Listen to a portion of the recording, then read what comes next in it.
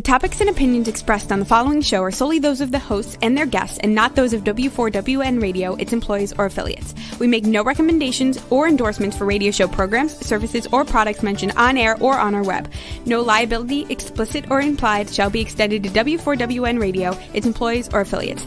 Any questions or comments should be directed to those show hosts. Thank you for choosing W4WN Radio.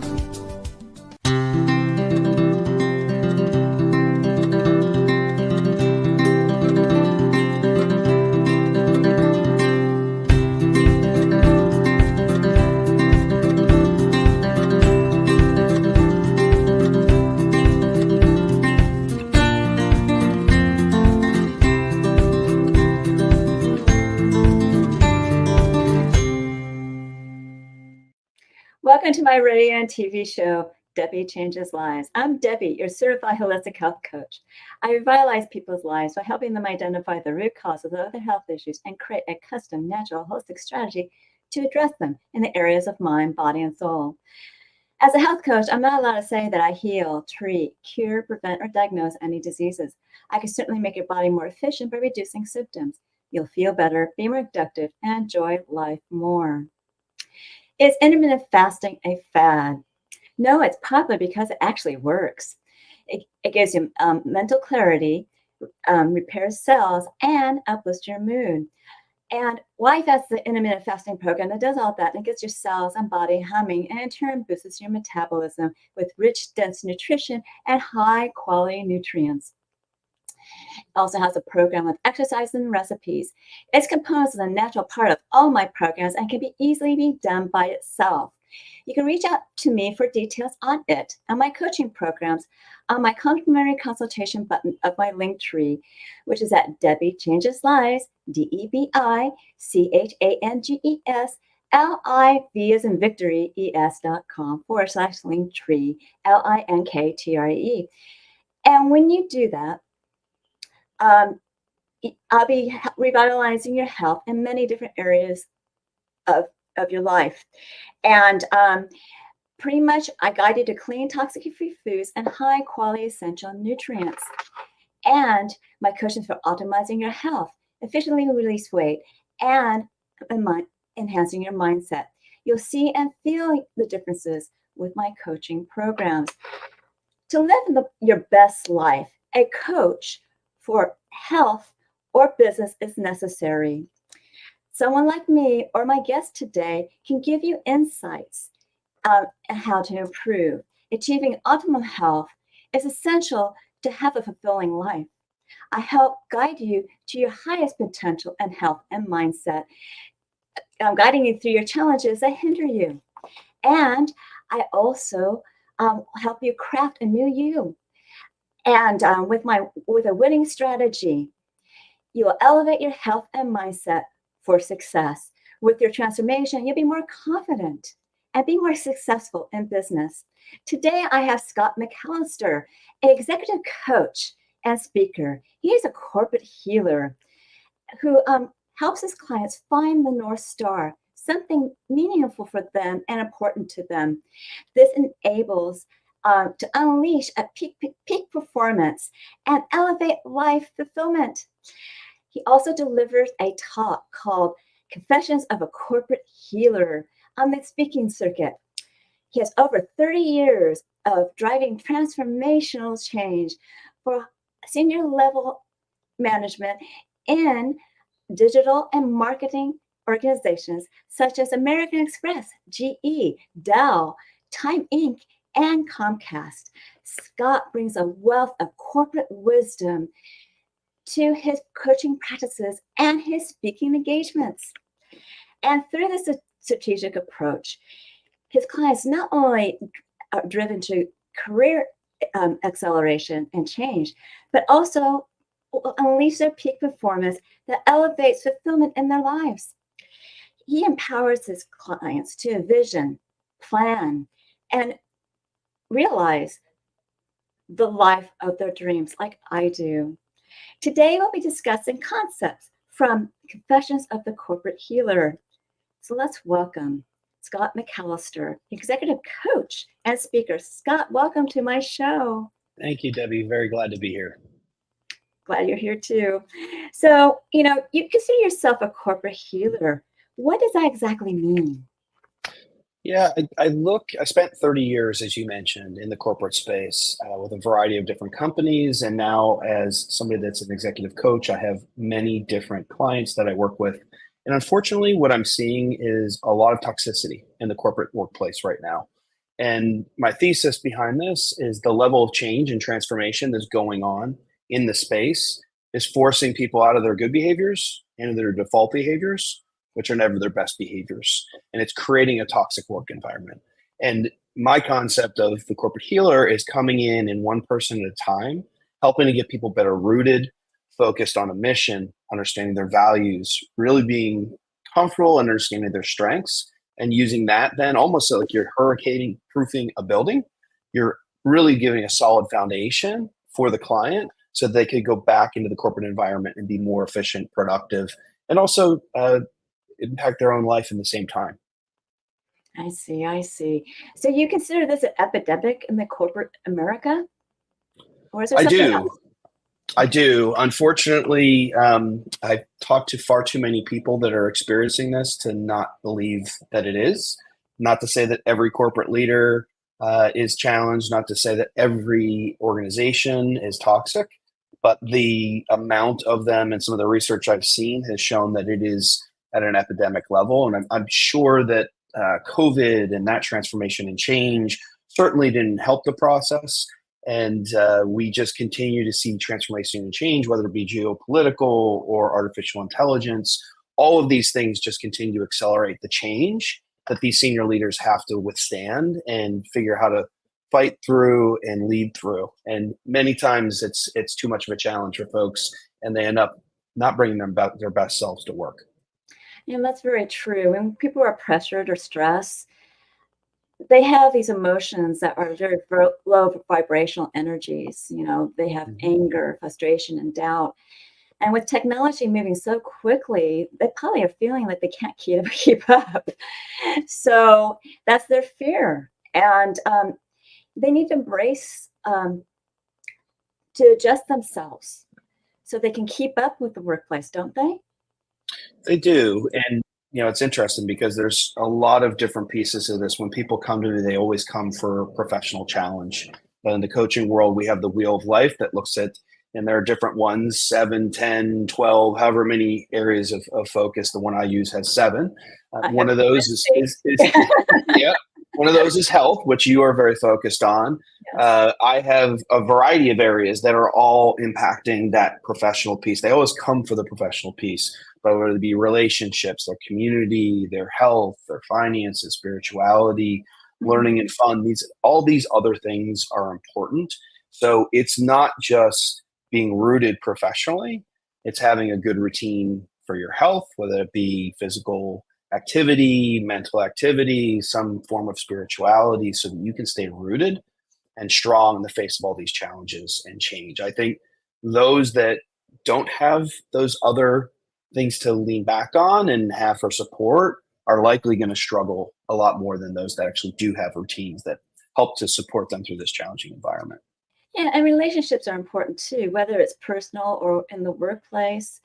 And people also seem like the relationship with finances are causing them stress and struggle, and especially here in the United States. At least I'm in California, Mm. the most expensive state of the union, and Yeah. that's creating a crunch on them too. So sometimes you need to just focus on yourself, your inner being, right? Mm. To see where you need to start first, because if you can use your intuition more or be more empathetic to what's going on with your communication skills with others, or even see where there is a weak link that you can help foster, that would help the corporate workplace, wouldn't it?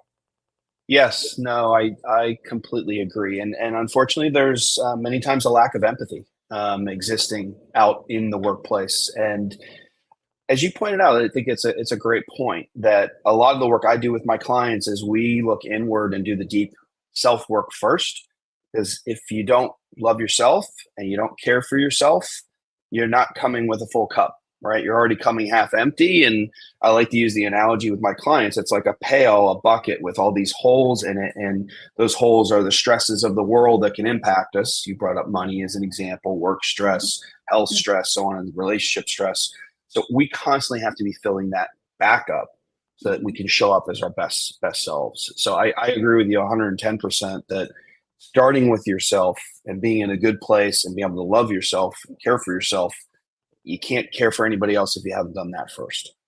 Yes, and also you're projecting a vibration out there. I mean, if you're tense about something going on in the workplace or even in your relationship at home, it just projects this negative vibe out there. So you really need to foster, the higher vibrations like love, joy. Of course, those are things are kind of, you gotta really love what you do in work, don't you? I mean, it's like those are really important, and that's why you help people find their North Star, right? Yes.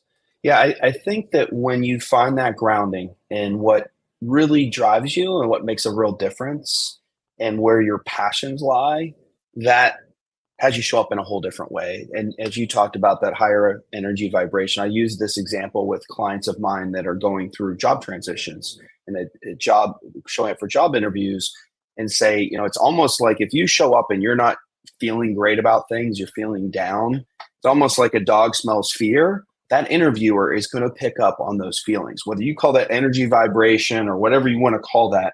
They recognize that, oh, dogs smell fear. It's that piece right there. So it's incredibly important to be centered and understand where it is you're aiming. And if you have that higher calling, it makes things so much easier.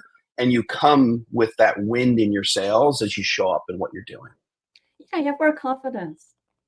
Absolutely. And that just brings out the best out of you. Now, when it comes to these examples, with your clients, how do you bring them to life to see these problems? Yeah, so a lot of what I do is I call it mining different activities and experiences of their life to understand what really lights them up. So I'll give you an example. One of my activities I typically do early on is I say bring two of your best personal and two of your best professional experiences where you were shining your brightest, your happiest, your proudest. And what you find is when you start mining those activities, what were they doing? How were they being? Well, if this is what you're proud of and this is what lit you up, why don't we find ways to do more of that, have more of those experiences, and really orient then, if I know that this is what I'm looking to do and what my strengths are in those situations, really orienting that direction. And some coaches will focus in on weaknesses and how do we shore up weaknesses. I believe that's like a fulcrum where you're out here and you get just a wee little bit of a push. Yes. We focus on your strengths. I've got a massive fulcrum that I can push and create impact. So helping people to understand how they show up in their best. Where is their zone of genius? When are they in their flow? And orienting towards that's where I want to go and spend my time. And what's my mission that I'm trying to achieve through that activity? Now you've got a calling. Now you have Dharma. Now you have something that is much more impactful for this world. And you're not just doing a job anymore. And honestly, that's how I feel in the work I do. Debbie, I'm sure you love what you do the same. Being a coach is such a wonderful lifestyle of helping transform people's lives. It doesn't feel like work doing the work that we do. No, it's it a doesn't. blessing to be able to do it. It lights you up when you see these changes. And, sometimes you need to just look at what their skill set is, right? To see where they really lie in the business world, even in their health, okay? Exercise and things like that. Because you got to find what sparks them, like you said. And so they will, succeed. Because they can always delegate something to somebody else, right? Absolutely. Yeah, there's, I don't know if you're familiar with Gabe Hendricks' book, The Big Leap, but he talks about the zone of genius, the zone of excellence, the zone of competence, and the zone of incompetence. And he is constantly in his life trying to stay in that zone of genius where he's flow state, where he's his very best self. And as you work down those rungs, and you can kind of from the words tell what they mean, you may be competent at doing something, but you don't love doing it. Why not delegate that work off? so that you can focus more on staying in your area of greatest impact in your zone of genius. So I'm a big believer in understanding where is that space so you can stay in that space as long as possible. And finding the irony is, for me, doing my books each month for my business is not something I love or enjoy, but there's somebody out there whose dharma and calling is doing the books. They love the numbers. They love to be in that.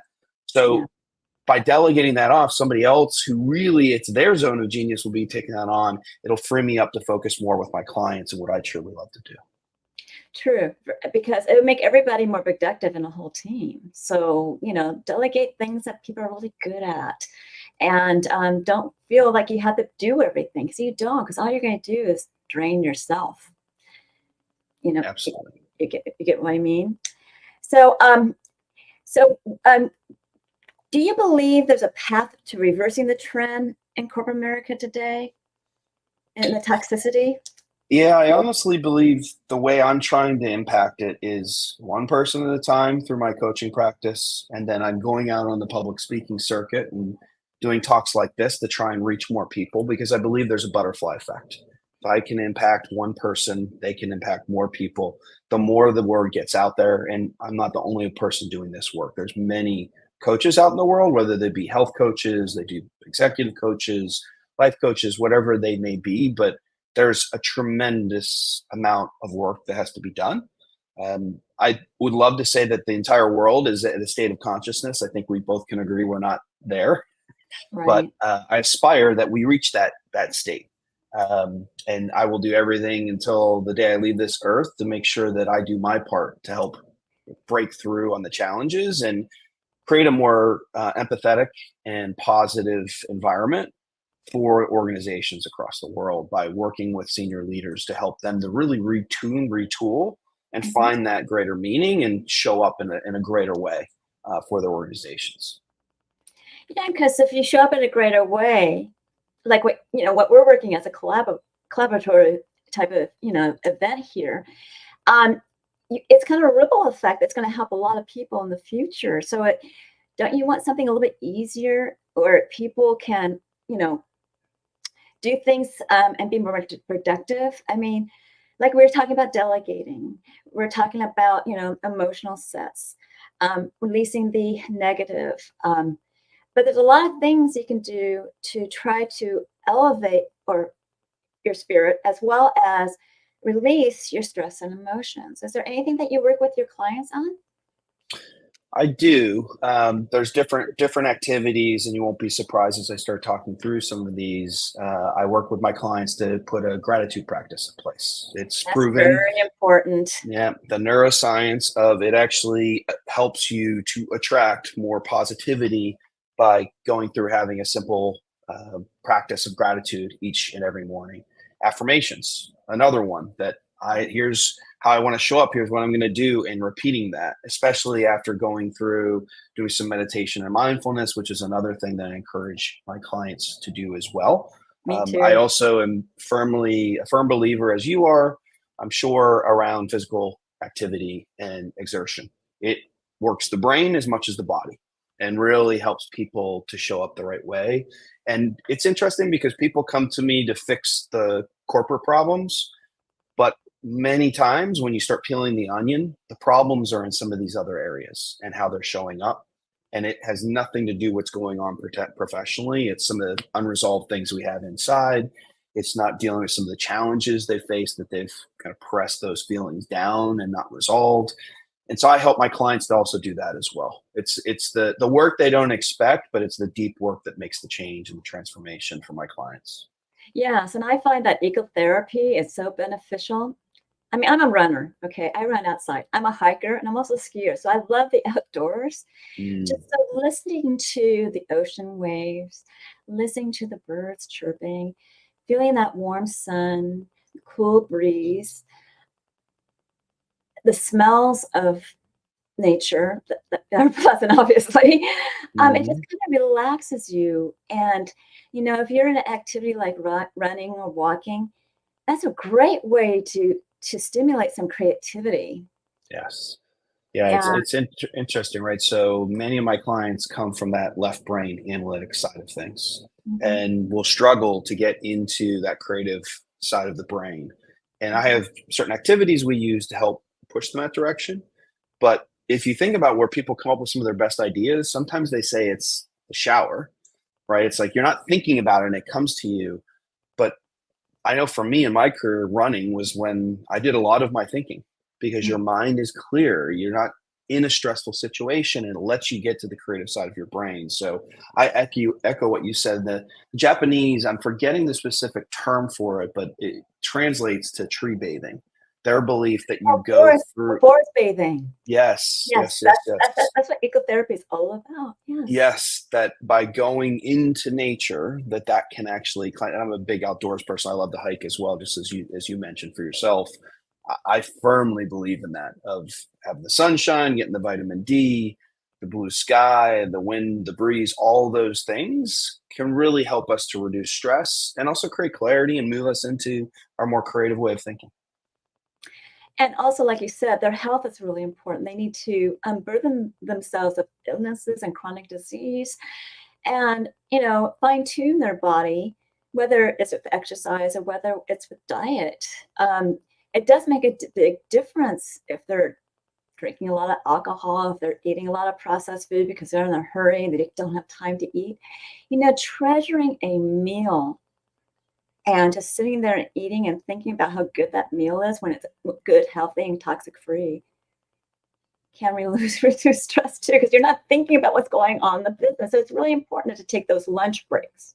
Yes. Yeah, yeah. It's funny, right? Because so many people will spend that time and they just power through and they we all know and have been told that's not the thing to do, but we find it easier to when there's stressful times and things that get done to go do that. But taking the time, taking the break, even going for a walk around the block, whatever it might be, just to get away, to give yourself time and let your body recharge is oh so important. Yeah, it is. Now, do you have any examples of organizations that may be on the right path currently? Well, I think an easy one that gets talked about a lot is Patagonia. I mean, Patagonia is an organization that does what it says it's going to do. It lives its corporate mission. And something my daughter was just telling me because she loves Patagonia. She's 17 years old. Stuff is expensive, so she was saying one of her friends had actually found that Patagonia has a used clothes website because their clothes are so robust that they last. And Yes, they rather do. than them ending up in a landfill somewhere, um, they are actually reselling. So it allows the recyclability and reuse. And I think you can see in the materials they use, like every step, every piece of what they do is informed by their mission. I think another one, although it's now owned by Unilever, but Ben and Jerry's was always very known for working with very specifically with the farms and the area where they were from and making sure it was hormone free and organic and the very best qualities and they did things the right way. So there are definitely some examples out there of companies that really do things the right way, and then there's gradation down from there of what companies are doing. Not all companies are toxic. No, they're not. I used to be in the video world, and I used to test video equipment and train, and as well as demo it. Um, and I also I did video, a corporate video, but I was with one company called Pinnacle Systems, and they got purchased by ABIC Technologies, but they had some fun things to do if you needed to just blow off steam. They had a pool table, they had fuzzball machines. It was just like it was something to just get away to think, how can I make this software, this equipment better? And they would do that. And it was like they had their own cafeteria, and they had things to just support the morale of their employees. And I hope more corporations are doing that. Yeah, I think one that I was lucky enough to work for was American Express. I spent almost 10 years with them, and they're known for their focus on people leadership. They were focused on DEI before DEI became a three-letter thing, and really phenomenal leadership. And part of that ties into the company. If you think about it, these plastic or metal cards, you're going to spend all this money on it. Really, it's just a plastic or metal card. So what's behind it? It's a service ethos. And not only do they serve their customers, they serve the people that work in the organization as well. And I was blessed to work under the leadership of Ken Chenault, who was the CEO there, probably one of the greatest CEOs to walk the earth. And he had an empathetic side to him that you don't see from lots of the senior leaders that are out there today. There was a good balance in the way he approached things. Yeah, because you need to approach things in a balanced way. Think about what you can do for your employees. Think about what you can do for your team. Think about what you can do for yourself and what you can do for the company, right? Yes. So, and you got to really love the mission of your company. If you're just there to do a 9-to-5 job, do you really love it? Probably not. Exactly. So, like you said, you got to find your passion. So how do you find people to find their passion? Well, I'll go back to what we talked about earlier about mining their greatest actions and activities, whether they be personally or professionally. From there, if those are the things that lit them up before, what were they doing? How were they being? How can we find those same types of activities to go do those things? And in certain cases, Debbie, it may actually point towards something they've already been doing professionally or personally. And in other cases, it might be a massive pivot away from what they've been doing professionally and something that really lights them up personally that they could bring in another Japanese phrase, the ikigai, of when you do what you love, what you're good at, what the world needs, and what it'll pay for, that concentricity of those circles, that's the sweet spot. In finding that for my clients, helping them to understand. Some of the clients that come to me, one of the things I love to do is those that have realized what they're doing in corporate America, this isn't it anymore. It's not filling their cup. But they don't know what else to do. They're a little bit, rudderless, and helping them to navigate through and figure, well, what is it that would light you up? Because if you just ask somebody, well, what do you want your mission to be, or what would you could do any job? Very rarely have any of my clients give me a quick answer. It takes some work. It takes some soul searching. And working through the methodology that I have brings some of these things to the surface. And in the end, they control their own life, and they discover the realities for themselves of what is it that's really going to fill their cup, and what is it that mission they really want to follow. And too many people, to your point, are just punching the 9-to-5 clock, and it's like it's paying the bills. And I think it's the old Dave Matthews song of ants marching, right? We just kind of keep marching along, doing the same thing, and living for the weekends. And if you're living for the weekends and you're living for your vacations, you're probably doing something wrong, because you could have a very fulfilling life in what you're doing right here and now. You don't have to be escaping from it in order to have fulfillment. Yeah, that brings a point to my mind right now, because sometimes you just have a career change. I mean, I was doing video, right? Now I'm doing a certified holistic health coach. Whoa, that's completely different. But you got to find something that's fulfilling for you. And in life, we're meant to grow, and that means you need to learn to explore yourself, and it means that you need to review what you're doing probably on a yearly basis, which is what I do too, and see how you can do better. Because I know it's interesting. When I started this podcast, green as can be, but as time went on, I got a lot more comfortable.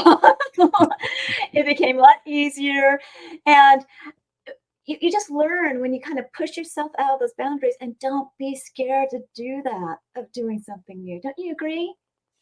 Yeah, it's very interesting, because what I've discovered is no matter how talented the person that shows up to me, we all have our stuff. We all have the things that get in the way. We all have our fears. We have our saboteurs, the coaching term we use, that's that subconscious voice that tells you, like, you can't do that. You're going to fail at that. And finding ways to tame that voice and actually be with it and calm it down, and having the comfort to take that leap and go and press through is usually the biggest challenge. And sometimes there's folks that will come to me and we'll do a discovery session, and I can tell in the session from the dialogue, they're not ready. They're not ready for the change. They say they want the change, but saying you want the change and being ready for the change are two very different things. So there's a big step and leap of faith that has to happen. But as you pointed out, at the end of the day, Debbie, like, you've done this massive transformation and change in your career. So have I, from being a senior executive to going into this coaching and speaking world. And man, I don't know about you, but I'm pretty darn happy with the changes and this pivot and what I'm able to do with my life. So helping people to get through that change curve is a big part of the coaching that I have to work through as well. Because for many years, our whole body is set up to reject change. Yes, it is. We were set up so that don't walk out of the cave and get in bed by the saber-toothed tiger. Stay where you are, where you're safe. And so that same mechanism in neurology is still in these human bodies that we have today. And you have to overcome it, because anybody that says they love change, it's not true. And I used to do a ton of transformation work and would say I did, but there is a literal physiological reaction to change that happens naturally that we all have to overcome. So finding ways to take on those challenges, and there's a phrase of diamonds are made from high pressure coal. Sometimes we have to go through challenges and putting ourselves out there to really get to what we want in the future. Exactly. Because you can't let your brain to control you through your fear. We have been programmed since childhood. And it's interesting, a toddler was never scared of pulling themselves up and walking and falling. It's okay to fail, because you can learn from that failure what you can do better. So that when a toddler fails, well, that didn't quite work, so maybe I'll try this instead. Our adult brain has so many things in there that it's afraid of failing. And you can always look at a failure in a different way as, okay, this didn't work. How can I do this better? Just like a toddler does. Yeah, it's very, very true. And I like to take that word failure out. It's just learning. The only failure is if you stay down. So if you're the toddler, you fall down and you just lay down and sit there crying. Okay, now you failed, but you got right back up and you learn. So without taking those steps, and I think many very successful entrepreneurs will say, I failed thousands of times before I was successful. No, and that's okay. You can look at a fail in a different way. It doesn't have to be so negative. And it's a learning moment, like you said, of what to do in the future. So, but don't let them add up to this big, huge snowball that becomes like this avalanche. Let it, cut the tide, let it flow down the river like a leaf going down the river into the sea or something. It's something that you experience. Okay, I'll do something different next time. And you'll find other opportunities out there.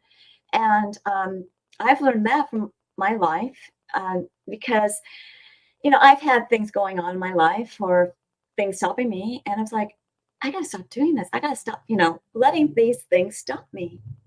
Because I'm not doing what I love, what I'm passionate about. And that's what makes life living, what you're passionate about. That's what makes life more enriched and more fulfilling, doing things that you really love. And you may switch gears because you've okay, I've done what I wanted to do in this space. Now I want to do what in that space. There's so many opportunities out there. There's so many possibilities. Don't you agree? Oh, yeah. No, absolutely. Well, I think part of the problem I see, Debbie, is there's this social media world that we live in that everybody puts out these images. Nobody posts the stuff that doesn't go right. They post all the wins and the wonderful things and look how perfect it is. But we all know that's not true. There's a gentleman, Rich Litvin, in the coaching community who's pretty well known because he wrote a book called The Prosperous Coach. And I heard him, I was in a seminar with him, and he talked about, here's a letter I wrote to myself 20 years ago. And he's been a very successful 7-figure coach now for years. And he read it to us, and it was not somebody in a happy place. They felt they were a failure. They felt they weren't doing it. And he was a coach at that point, and it just wasn't working. And he was exposing that to these coaches, and many of us were newer coaches that were in this seminar, to help us understand, like, it isn't going to be always easy.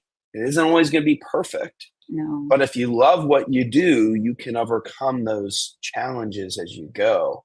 And there's a bit of this, everything's been plasticized over of this perfectness that we all know as humans, we are not perfect. We are not perfect. Not a single one of them. Being perfect. That is true. And I think that people believe, because of all the imagery they're seeing and they're flooded with, that you have to be perfect. And that's just not true. And so I think it's really important that people be more authentic and open and honest about the challenges that they have faced in their careers or faced in their life. And so people understand that this journey it's not perfect for anyone. Along the way, there will be wins, there'll be losses, there'll be failures. It's all part of this thing we call life.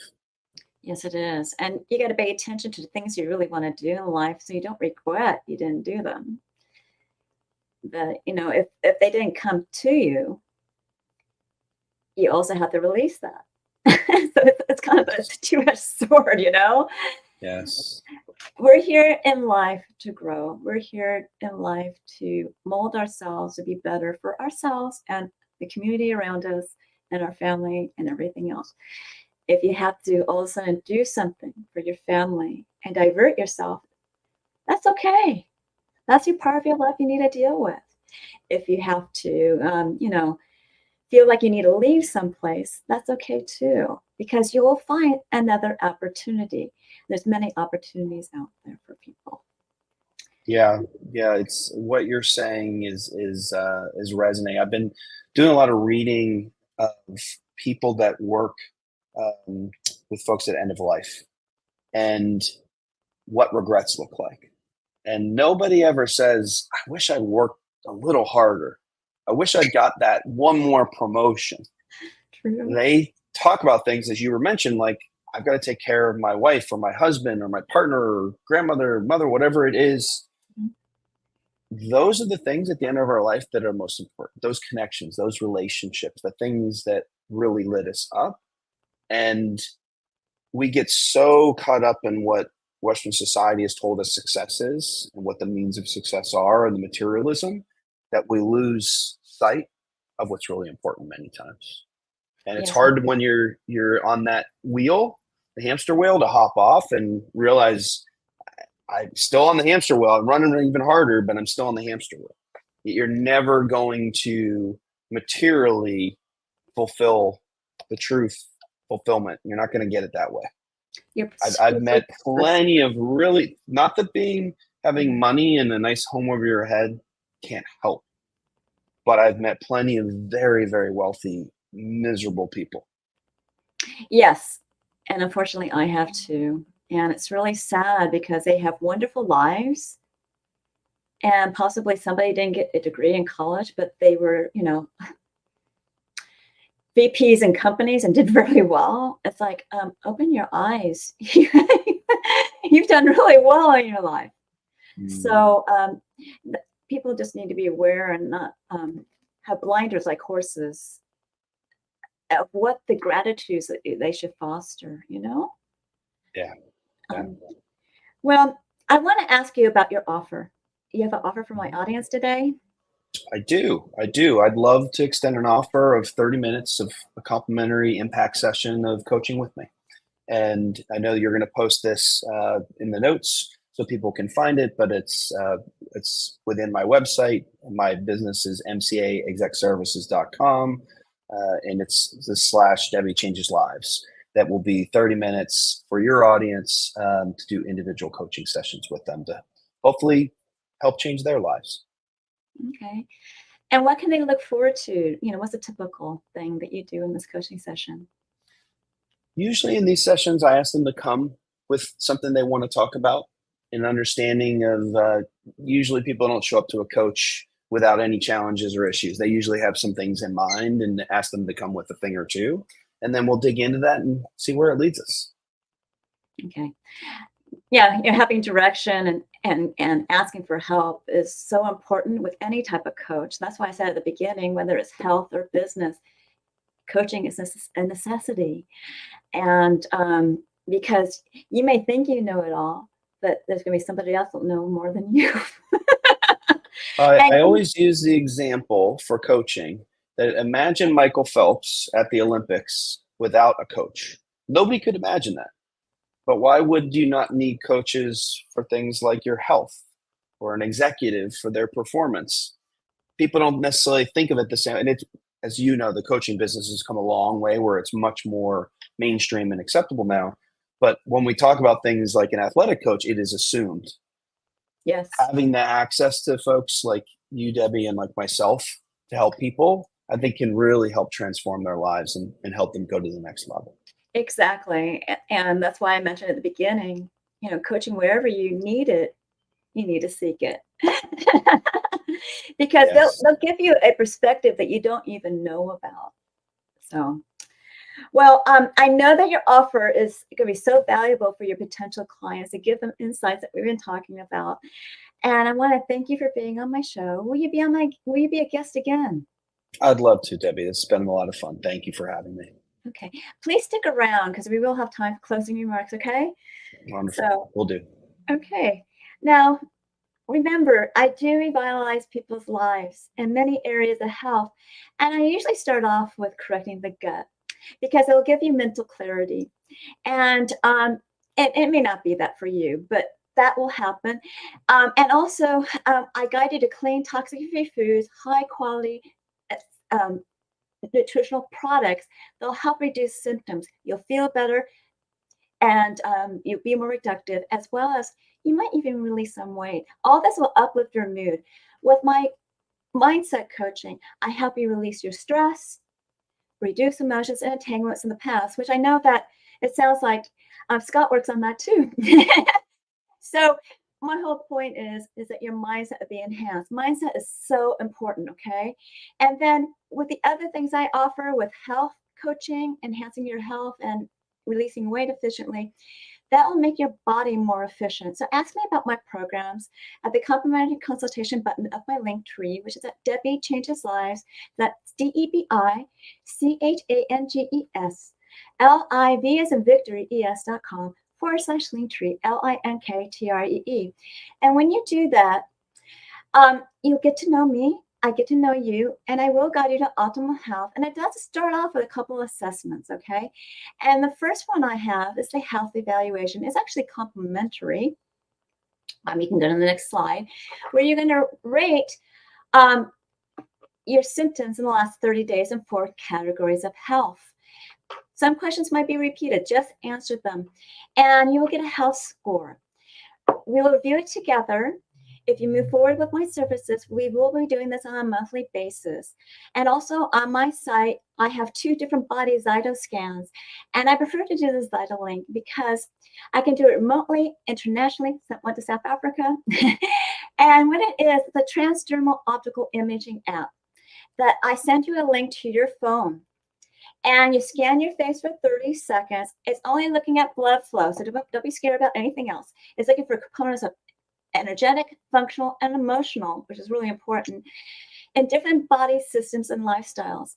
It generates a wellness report, not a diagnosis, of biomarkers out of range and products and services that bring them back into range.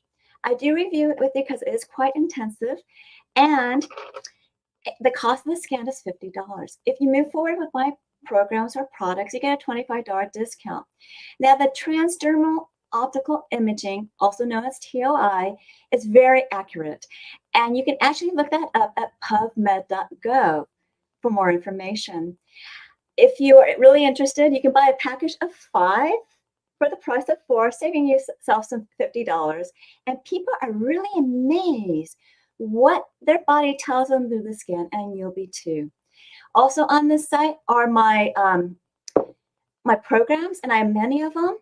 And Take Your Body Back is a 12-week weight release mindset coaching program where you're going to be using a new use to succeed. All meetings are on Zoom, and the first one's private to you. We go over your health.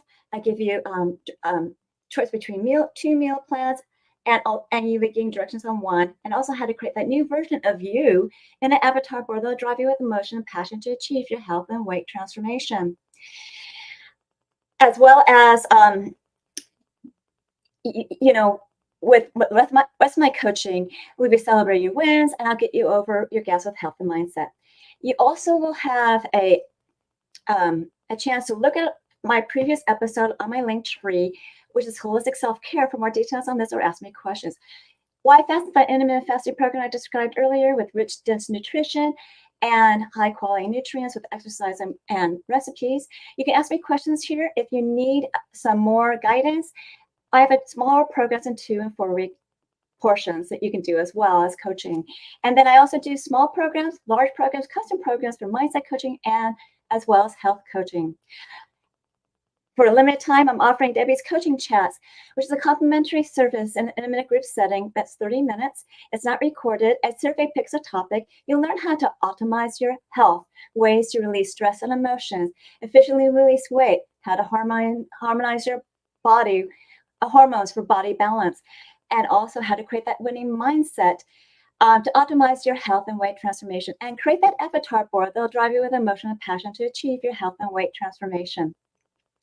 It's on Tuesdays at 4 p.m. Pacific, 7 p.m. Eastern. You need to be registered for it at Debi Changes Lives, which is DebiChangesLive as in Victory ES.com/chats. And finally, learn more about alternative health programs, products, and services, programs, events, and upcoming shows by subscribing to my newsletter. And I give you a gift where you can record your gratitude, thoughts, feelings, emotions, the foods you ate, the water you drank, nutritional products you took, and the exercise done on a daily basis. You can also track your measurements. You want to review this on a weekly, daily, monthly basis, see your wins, and celebrate them. If you need help finding your gaps, then I help you with that, and I also coach you for that. This tool is a great journal for health and mindset, and it will make you more aware. I'm certain that you found this show educational, inspiring, and enjoyed it.